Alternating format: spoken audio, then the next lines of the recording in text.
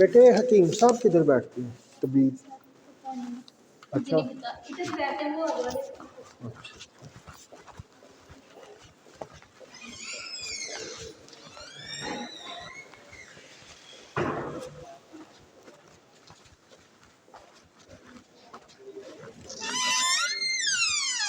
अस्सलाम वालेकुम जी।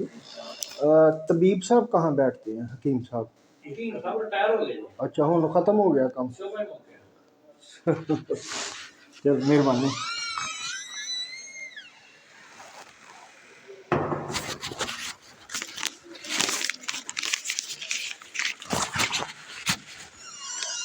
अस्सलाम वालेकुम, की हाल है जी?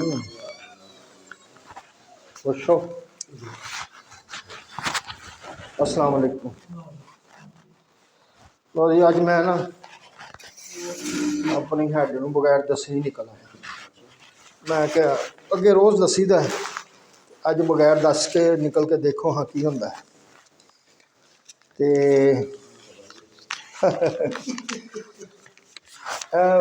बेगम का कोई मैं ख्याल 2 दिन पहले लैके गया था तुहाडे कोल, तो खांसी सुबह भी बड़ी करती सी, ते जे उही देनी दवाई तो उही दे दिओ, चेंज करनी तो चेंज कर दिओ, क्योंकि अगों फिर छुट्टियां का मैं प्लान कर रहा। हाँ जी अज नईम साहब नूं मैं मिल के आया। कहते मैं 2 हफ्ते का दे दाँगा तुहानूं। तो वो ये कि हुण जरूरत पई तो तुहाडे कोल कहलवा दाँगा। कलीग का थोड़ा बहुत तो हुंदा ही है। नहीं बड़े नाइस आदमी ने, मैं उन्होंने दसिया मैं क्या ऐसा मैं पहले आना था तुहाडे कोल मैडिकल लैके जांदा रहा। ये भी मैं दसिया मैं क्या मैं अप्लाई किया सी लीव अकाउंट वास्ते, वो पैसे मंगते हैं, पैसे मैं देना नहीं। सीधी जी गल है। तो मेरे दिन च ही आया कि चलो मैडिकल दे दो। ये हुण ये वे ना कि सन छुट्टियां होनियां ने 23 दिसंबर तो 22 दिसंबर तक का ले लाँगा मैडिकल, और फिर छुट्टियां तो बाद देखी जाएगी की होना की। अच्छा की मतलब? नहीं नहीं वो छुट्टियां लाँगा ना तकरीबन 6-7 दिसंबर च ले लाँगा ना, ताकि वो अटैच हो जाए।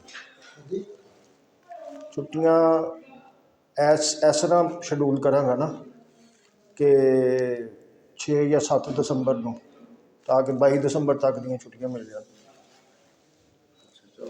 इस तरह करांगा ना। हुण हाले कैजुअल लीव भी तो कुछ पईयां ना, वो नहीं मुकानियां।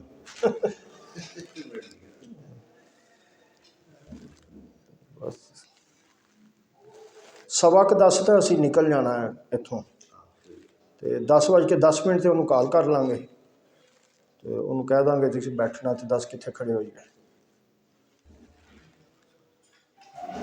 जिथे वो कहेगा। बल्कि तुहाडी हुणे गल करा